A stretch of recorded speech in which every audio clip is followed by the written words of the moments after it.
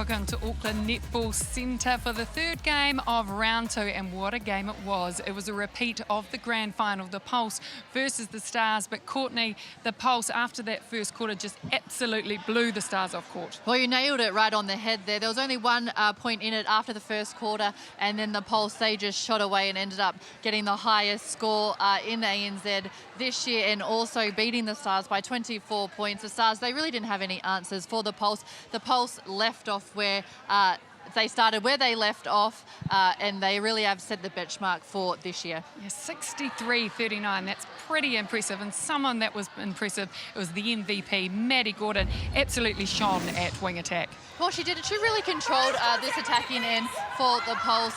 She's able to hit that circle edge, change of direction, and just find her shooters really well. Her circle edge feeds, 10. But she also, what I liked as well, she had effort on defense. She was picking up ball, hands over the ball, getting intercepts, and just tireless effort after effort for this Pulse team, and it really showed out there on court tonight. Yeah, speed off that centre pass as well was pretty impressive. Well, for the Stars, there was some positives. Maya Wilson, she continues to have a great year in 2020, and she had a young debutante join her at one point too. Well, she did, and she really is their go-to girl for the Stars down there. She shot at 83%, so she'll be happy. She'll be looking to get that a little bit higher, but we saw Colosso come on and support her.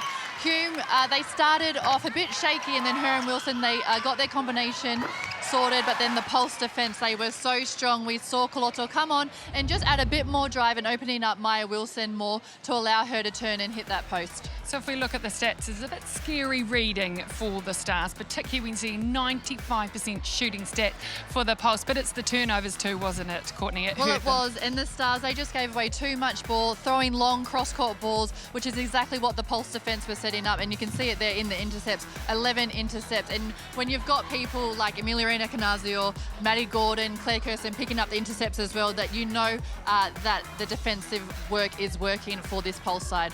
And look at Dunn.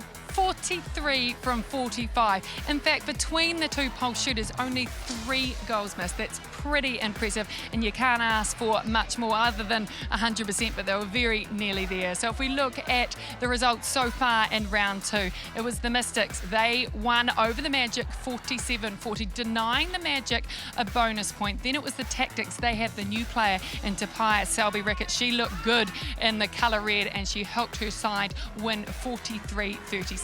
The Pulse setting a record, 63, the most points in the round so far. But they're going to have to back it up, the Stars. Tomorrow, they're going to have a quick turnaround. They have to bring their A game against the Tactics that are looking really good. So can they? Can they get their confidence back, the Stars, against the Tactics? Well, you'd hope so, and they'll be looking for that first win. They'll be really disappointed tonight, but like Grace Carter said, they're going to have to do rest and recovery back up tomorrow night. They'll know exactly where they need to make some tweaks, and they had some beautiful passages of play. Will we see the 7 that they finish with start tomorrow night?